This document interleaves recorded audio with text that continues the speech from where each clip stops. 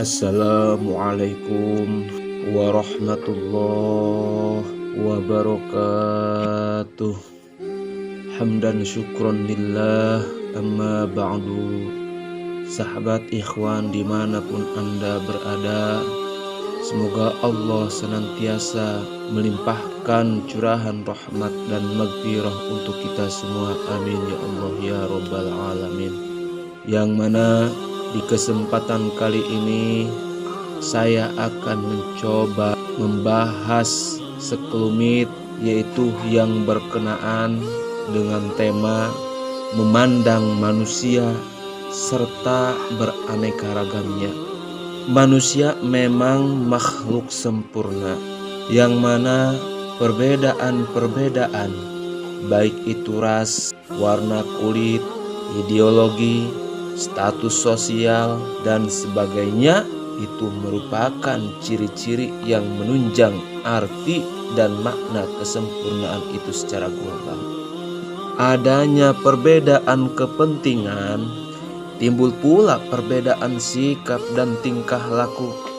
Ada yang benar, ada pula yang salah. Ada yang baik, ada pula yang jelek. Ada yang taat, ada pula yang maksiat. Kenapa itu bisa terjadi? Apakah ini kesempurnaan? Suatu keunikan dan penuh misteri, akan tetapi penuh dengan keindahan. Setiap ada usaha atau upaya, cenderung terdapat adanya suatu tantangan dan hambatan. Dalam hidup dan kehidupan selalu saja ada cobaan dan problem. Setiap manusia tidak ada yang menginginkan adanya suatu tantangan hambatan dalam kehidupannya. Akan tetapi pada sisi lain manusia mengakui bahwa semua itu adalah romantika kehidupan yang benar-benar mengasyikkan. Laksana sebuah simfoni yang indah dengan lagu-lagu yang diaransir oleh tangan-tangan cekatan. Sebuah lukisan bermutu, apakah lukisan itu realis, naturalis, atau abstrak, atau berbentuk aliran apa saja, tidak bisa tidak pasti dalam susunan dan gugusan warna yang beraneka ragam, bermakna dan penuh arti. Semua keadaan yang beraneka ragam itu membuat manusia menjadi bingung, nanar, sasar, tapi menakjubkan. Akhirnya kullu syai'in la yakhlu min hikmatin. Segala sesuatu tidak akan lepas daripada hikmah. Kalimat itu bukanlah sekedar penawar yang sedang bingung, bukan pula hanya sekedar kata penghibur. Itu adalah suatu kenyataan. Terpandang seorang miskin, akan tetapi dirinya itu beriman, yang mana sudah menjadikan suatu fitrah bagi manusia. Contoh, si miskin pun sebenarnya tidak ingin menjadi miskin. Dia tidak ingin menjadi beban orang lain, akan tetapi dia juga pasrah dan rela menerima keadaan. Bermacam upaya dan usaha yang ditempuhnya, namun keadaannya tetap begitu. Dia pun mengerti bahwa banyak pihak, khususnya pemerintah dan lembaga-lembaga sosial, berupaya terus-menerus dengan program demi program untuk menciptakan kesejahteraan dan mengangkat taraf hidup mereka. Namun di hari ini keadaan mereka tetap begitu. Dalam kesendiriannya, si miskin berdialog dengan dirinya sendiri dan kepada Maha Pencipta. Ya Allah, hamba ridho terhadap qada dan qadarmu atas diriku. Segala perlakuanmu, af'almu terhadap diriku ini atau terhadap apapun yang berada di alam ini menunjukkan keperkasaanmu dan kebesaranmu jua. Sekelumit rahasia yang dapat kuraih dari kemiskinanku ini, agaknya engkau jadikan hamba-hambamu yang miskin sebagai lahan untuk orang kaya yang beriman, mengamalkan kekayaan yang engkau limpahkan buat mereka, dan kelak akan mereka terima hasilnya di hari akhirat. Engkau memang maha adil ya Allah. Hamba bermohon kehadirat-Mu, tetapkanlah dan tingkatkanlah iman dan amal kami. Jangan engkau goyahkan iman kami sedikit pun jua. hanya inilah satu-satunya kebanggaan kami, yang mana penyaksian terhadap diri pribadi, lingkungan dan manusia-manusia yang beraneka ragam akhirnya tiba pada suatu kesimpulan yang menjadi kepastian batin bahwa Allah Sang Maha Pencipta adalah fa'alul lima yurid. Allah Maha berbuat atas apa yang Ia kehendaki, yang mana para ahlul haqaiq ataupun ahli hakikat dan golongan para arif billah mengetengahkan rumusan yang berkenaan dengan tauhidul af'al. Setiap apapun juga yang disaksikan hendaklah ditanggapi oleh hati dan perasaan murni bahwa semua itu pada hakikatnya adalah af'al Allah Subhanahu wa Ta'ala. Setelah melihat betapa besarnya dan hebatnya af'al Allah, termasuk indahnya pengaturan segala sesuatu, alam serta isinya, mengatur gerak dan diam, mengatur tingkah pola manusia yang penuh misteri, meletakkan dasar-dasar hukum mubasyarah yaitu ekologi, hukum sebab akibat dan sebagainya dan sebagainya.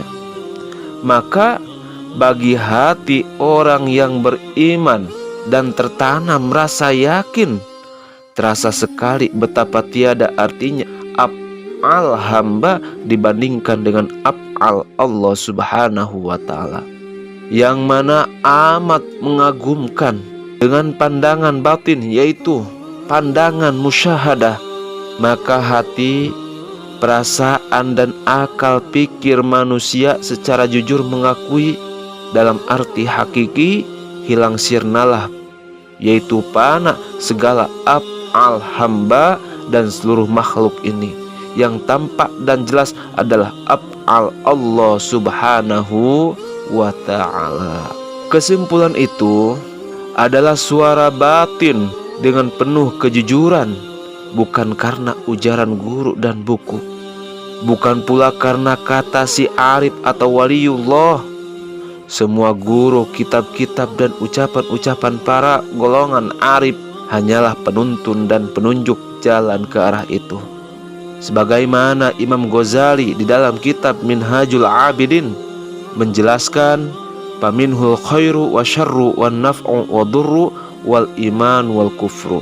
Maka dari dialah yaitu Allah Subhanahu wa Ta'ala kebaikan dan keburukan, manfaat dan madarat, iman dan kufur. Bahkan Syekh Sayyid Abi Abdullah Muhammad bin Sulaiman Al-Jazuli melukis pula perasaan beliau, yang mana terdapat di dalam kitab Sholawat Dalailul Khairat menjelaskan, ya man qala wa qauluhul haq wallahu khalaqakum wa ma ta'malun wa la yasduru min ahadin an abidihi qaulun wa fi'lun wa harakatun wa sukunun illa qad sabaqa fi ilmihi wa qadaihi wa qadarihi. Ya Allah, yang telah berfirman dan firman-Nya adalah benar, dan Allah yang telah menciptakan kamu dan menciptakan apa yang kamu lakukan. Tak ada seorang pun di antara hamba-hambanya yang melahirkan ucapan, perbuatan, gerak ataupun diam, melainkan sudah ada lebih dahulu pada ilmunya yaitu qada dan qadarnya. Untuk selanjutnya, tingkat kepahaman, pengertian dan kesadaran, lebih-lebih bila dapat dirasakan dalam arti dzauqi yaitu perasaan, maka semua itu akan sangat berarti. Setelah itu keyakinan akan berkembang ke tingkat asma, sifat dan zat. Untuk semua ini perlu adanya konsultasi dengan syekh ataupun mursyid yang memimpin. Hal ini diperlukan agar jangan sampai terjadi pengalaman-pengalaman kebatinan yang malah dikendalikan setan atau jin.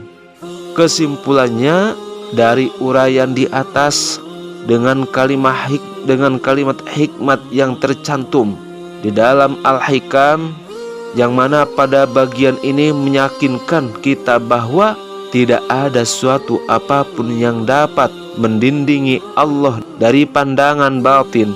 Yang terdinding adalah manusia itu sendiri.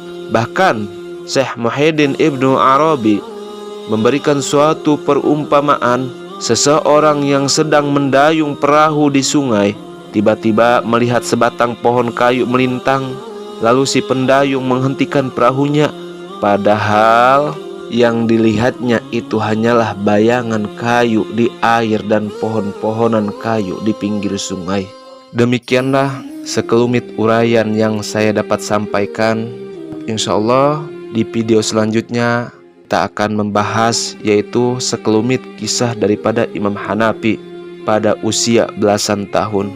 Kurang lebihnya saya mohon maaf yang sebesar-besarnya. Wallahul muwaffiq ila aqwamit thoriq. Wassalamualaikum warahmatullahi wabarakatuh.